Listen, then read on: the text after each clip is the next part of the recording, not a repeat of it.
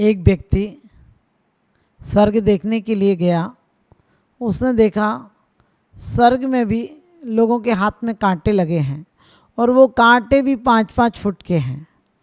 वो किसी प्रकार से कांटे निकल नहीं सकते हैं, लेकिन लोग हंस रहे हैं, आनंद में हैं और खा पी रहे हैं, मौज मस्ती कर रहे हैं, बड़े प्रेम से रह रहे हैं। लेकिन उसे समझ में नहीं आया कि लोग स्वर्ग में कांटे लगे हैं और हाथ में कैसे रह रहे हैं। तो अचानक उसने देखा कि स्वर्ग में रहने का, स्वर्ग में भी कांटे लगे हैं तो क्या मतलब है। लेकिन उसने फिर ध्यान दिया कि लोगों के हाथों में कांटे लगे हैं और हाथों में कांटे लगे हैं तो वो खुद नहीं खा सकते, उनके हाथ में मुड़ नहीं सकते हैं क्योंकि बहुत बड़े बड़े कांटे लगे हैं। लेकिन इतना ही फ़र्क है कि वो कांटे लगे रहने के बाद भी वो जाकर एक दूसरे को खिला रहे हैं, इसलिए आनंदित हैं। और दूसरी तरफ वह स्वर्ग में गया तो उसने ऐसा प्रेम वात्सल्य का माहौल देखा, लेकिन नरक में गया तो वहाँ भी वही हालत थी। 5-5 फुट के कांटे लगे थे, लेकिन लोग दुखी हो रहे थे, लड़ रहे थे, कलेश कर रहे थे, उन कांटों से एक दूसरों को चुभा रहे थे और लहूलुहान हो रहे थे, रो रहे थे। और कहीं कोई कह रहा था मार दूंगा, जान ले लूँगा, बहुत भयावह स्थिति थी। उसे समझ में आ गया कि स्वर्ग और नरक क्या है, क्योंकि जहाँ पर प्रेम है वहाँ स्वर्ग है। जहाँ एक दूसरे को खिलाने की भावना है, प्रेम से रहने की भावना है, सौहार्द भावना है, वहीं पर स्वर्ग है। और जहाँ पर कलेश है, ईर्ष्या है, छल है, कपट है, एक दूसरे को छीनने की भावना है, वही नरक है। तो हमें स्वर्ग और नरक हमारे जीवन में, हमारे स्वयं के पुरुषार्थ से हम कभी कभी स्वर्ग भी बना लेते हैं, कभी कभी नरक भी बना लेते हैं।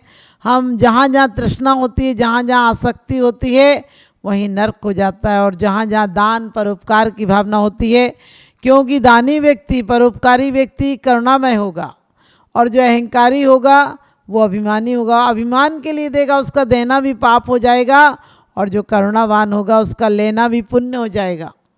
क्यों लेना पुण्य हो जाएगा? क्योंकि वो लेने के लिए भी, जो ले रहा है वो भी देने के लिए ले रहा है। साधु एक वक्त भोजन लेते हैं, उसके बाद भी वो करुणामय होकर 3 लोक के प्राणियों को सुख का उपदेश देते हैं। आज हर प्राणी कहता है, आज हर व्यक्ति दुखी है कि मैं क्या करूं, मेरे जीवन में कुछ नहीं मिला। लेकिन ये नहीं सोचता जो मिला था उसका दान दिया। जो मिला था, तुम्हें सुंदर मन मिला था, तुमने मन का दान नहीं किया। मन में क्या तुमने कचरा घर बना रखा है। ये संगी हो तसेनी। आप जिनवाणी स्तुति में पढ़ते भी हैं कि जो जिनवाणी उर न धरे हैं, संगी होते असंगी, सैनी होते असैनी हैं। यानी यदि तुम जिनवाणी की बातों को अपने हृदयंगम नहीं करते हो तो तुम सैनी होकर भी असैनी हो, तुम जैन होकर भी अजैन हो, तुम मानव होकर भी दानव हो, तुम इंसान होकर भी शैतान हो। क्योंकि आज इंसान शैतान बना हुआ है। आज मनुष्य से डरने लगी है बला, स्वयं आने लगी उसको ऐसी कला। सुबह से शाम तक ढलता है, सुबह से शाम तक ढहता है, खंडरों की तरह ढहता है। अपने बच्चों का चेहरा भी उसे ठीक से याद नहीं रहता है। ऐसी जिंदगी हो गई है। सुबह से शाम तक आदमी दौड़ता है, ना जी भर खा पाता है, ना रात भर सो पाता है।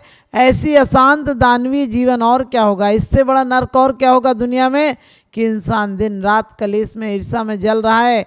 रोज हम पढ़ते हैं, तृष्णा लोभ बढ़े ना हमारा, संतोष अमृत पिया करें। लेकिन संतोष अमृत पी रहे हैं क्या? और क्या कहते हैं कि भगवान हम देशोन्नत के करा करें, हमारे माया मोह सब घट जाएं। लेकिन माया मोह दिन रात बढ़ रहे हैं, और इसीलिए हमने इस स्वर्ग सी जिंदगी को नरक बना रखा है। स्वर्ग सी जिंदगी को नरक और कोई नहीं बनाता है। हम जब जब भविष्य में जीते हैं, जब जब हम भविष्य में जीते हैं, कल्पनाएं करते हैं, तो कल्पनाएं हमें वर्तमान में नहीं जीने देती, वर्तमान का सुख नहीं लेने देती हैं। हम हर कोई भविष्य में जीता है, हमें बच्चों से सुख होगा। अरे अभी हैं, उनसे सुख क्यों नहीं हुआ? क्योंकि लोग कहते हैं अभी बहू नहीं आई, अभी बच्चों की शादी नहीं हुई, नाते पूते नहीं हुए, बड़ा मकान नहीं बना, बड़ा मकान बन गया, उनसे पूछो कितना दुख है। क्यों? क्योंकि गरीबी को एक दुख है, सिर्फ कष्ट है गरीबी को, कि रोटी नहीं है, कष्ट है। मकान नहीं है, कष्ट है। लेकिन उम्मीद है कि शायद मकान हो जाएगा तो कष्ट दूर हो जाएगा, शायद रोटी हो जाएगी, शायद घर में खाने का इंतजाम हो जाएगा, बच्चे पढ़ लिख जाएंगे। तो गरीबी को तो उम्मीद तो है, सुख की ये हो जाएगा तो सुख मिल जाएगा, लेकिन अमीर को तो वो उम्मीद भी खत्म हो गई। अमीर को मिलकर देख लिया, अमीर दुखी है क्योंकि धन की उम्मीद की थी, वो धन मिल गया, अब सुख नहीं मिला। मकान मिल गया लेकिन सुख नहीं मिला, परिवार बस गया लेकिन सुख नहीं मिला, व्यापार बढ़ गया लेकिन सुख नहीं मिला। परिवार व्यापार सब कुछ बढ़ा है, कहते भी संसार का बढ़ना अरे नर देह की ये हार है, नहीं एक क्षण तुझको अरे इसका विवेक विचार है। निर्दोष सुख निर्दोष आनंद लो जहाँ भी प्राप्त हो, कहते जहाँ भी प्राप्त हो निर्दोष सुख निर्दोष आनंद लो। लेकिन हम दिन रात आनंद के नाम पर विषाद लेते हैं, प्रमाद लेते हैं, निंदा लेते हैं, चुगली लेते हैं, और इस सब के कारण आप विचार करो सुबह से शाम तक आप अपने आत्महित के लिए कितना टाइम देते हो। सुबह से शाम तक आपका जीवन यदि किसी से निंदा नहीं कर पाओगे, और आजकल तो निंदा का बहुत बढ़िया उपकरण हो गया, मोबाइल हो गया। पहले कम से कम कोई मिलता था तभी निंदा होती थी, आजकल परिवार बिगड़ने का मुख्य कारण हमारा मोबाइल हो गया। सुबह से शाम तक लोग अपने कान और मन खराब करते रहते हैं, और मुख से जो निंदा चुगली आती है, उसके घर में क्या बना, उसने क्या खाया, उसने क्या किया, वो कैसे रह रही, उसने क्या पहना, उसने क्या शॉपिंग की, ये सब हमारे मुख्य स्वाध्याय के विषय हो गए। आचार्यों ने कहा था कि स्वाध्याय करना ये परम तप है, और इस तपस्या के माध्यम से तुम्हारी कर्मों की निर्जरा हो जाएगी।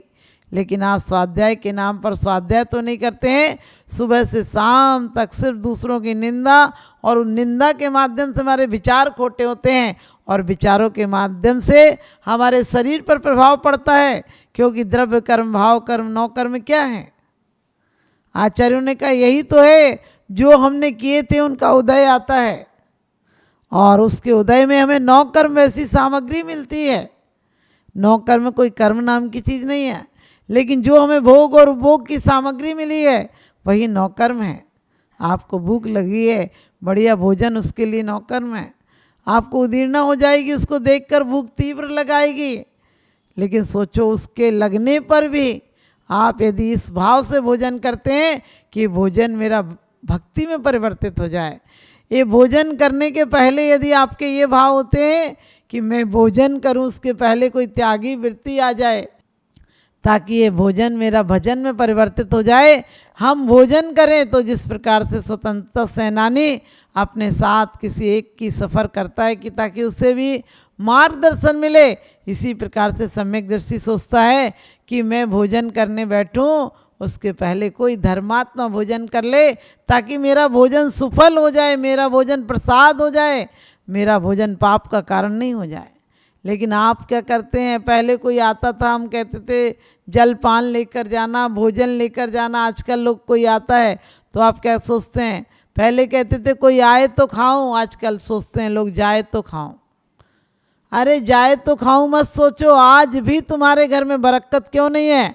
क्योंकि खाना बचता है डस्टबिन में चला जाता है, ना किसी जानवर के पेट में पहुंचता है, ना किसी इंसान के पेट में पहुंचता है, ना किसी के काम आता है। वो सड़ गल कर कचड़े के डिब्बे में फेंक जाता है, घर में बदबू पैदा करता है।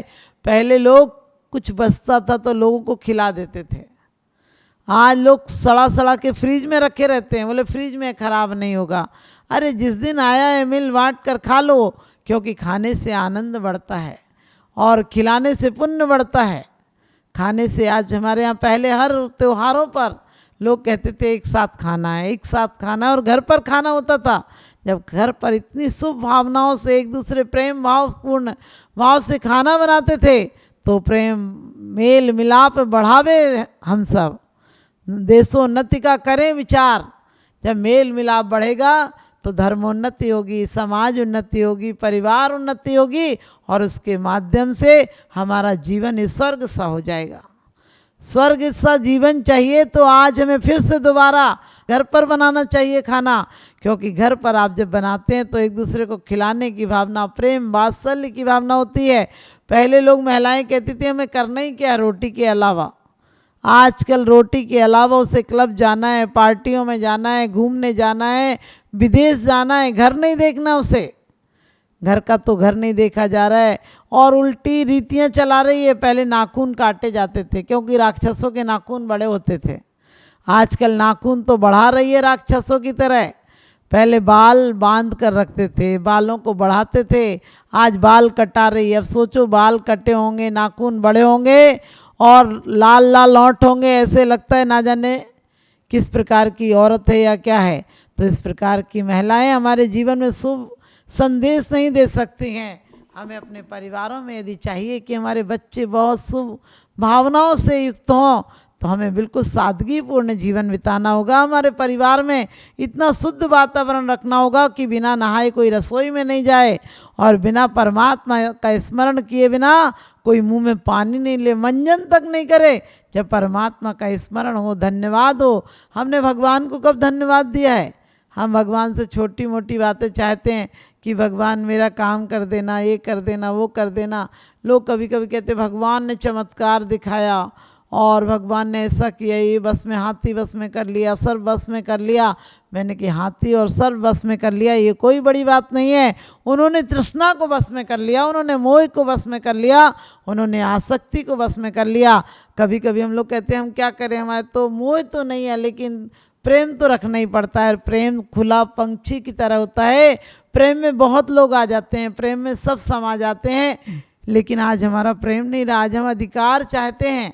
पति पत्नी में प्रेम नहीं है, द्वंद्व है। माता पिता सबके साथ द्वंद्व है, क्योंकि बेटा सोचता है माँ सिर्फ मुझे दे दे, पत्नी चाहती जो कमाए वो मुझे दे दे, बच्चे चाहते पिताजी मुझे दे दें। बस सब भिखारियों की तरह लगे हैं मांगने के लिए, कोई देने को तैयार नहीं है। कोई एक दूसरे को प्रेम देने को, सम्मान देने को, वात्सल्य देने को, जो अच्छे अच्छे गुण जो हमारे पास खजाने की तरह भरे हुए हैं उनको हम एक को भी देने को तैयार नहीं है। और सबसे अफसोस की बात तो ये कि हम उन्हें पहचानते भी नहीं हैं।